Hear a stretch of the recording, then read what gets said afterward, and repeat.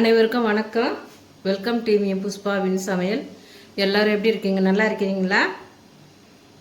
நாங்களும் நல்லா இருக்கிறோங்க. கல்கண்டு வச்சு போண்டா செய்ய போகிறேங்க.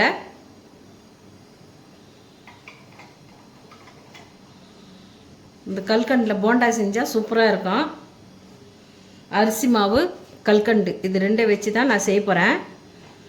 கல்கண்டு வந்து ஒரு 100 கிராம் எடுத்துருக்கிறேன். அரிசி வந்து புழுங்கல் அரிசியாக இருந்தாலும் பரவாயில்ல, பச்சை அரிசியாக இருந்தாலும் பரவாயில்லைங்க. ஒரு 50 கிராமு. ஒரு 2 ஸ்பூன் உளுத்தம்பருப்பு. அரிசியும் உளுத்தம்பருப்பும் ஊற வச்சு மிக்ஸி ஜாரில் திக்காக அரைச்சிக்கலாம். கல்கண்டை வந்து நல்லா பவுட்ரு பண்ணிக்கலாம். இது கூட கொஞ்சம் சோம்பு சேர்த்துக்கலாம், உப்பு சேர்த்துக்கலாங்க. வந்து இந்த அரிசியும் உளுத்தம் பருப்பையும் ஊற வச்சு 1 மணி நேரம் பொறுத்து மிக்ஸி ஜாரில் போட்டு அரிசி எடுத்துன்னு வந்துடுறேன். எப்படி சேர்த்துன்னு பார்க்கலாம் வாங்க. மாவு நல்லா திக்காக அரைச்சின்னு வந்தாச்சுங்க.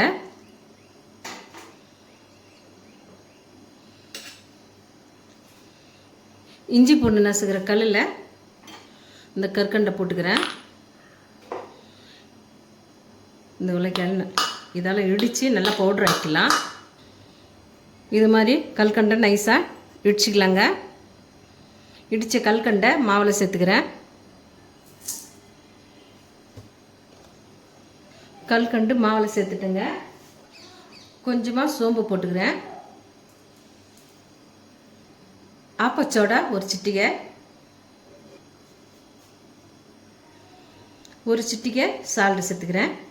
மாவை நல்லா கலந்து விட்டுக்கலாங்க. ஸ்டவ் பற்ற வச்சு கடாய் வச்சுக்கிறேன்.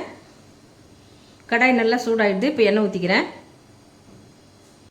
எண்ணெய் நல்லா சூடாகிடுதுங்க. சிம்மில் வச்சுக்கலாம்.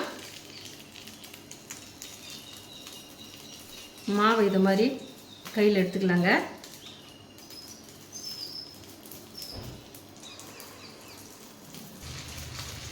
இதேமாரி போட்டு ஒன்று போட்டு பொரித்து எடுத்துக்கலாம். ஒரு பக்கம் நல்லா வெந்துடுதுங்க. இப்போ திரி போட்டுக்கலாம். நல்லா வெந்துடுதுங்க, எடுத்துடலாம். கல்கண்டு போண்டா ரெடி ஆகிடுதுங்க.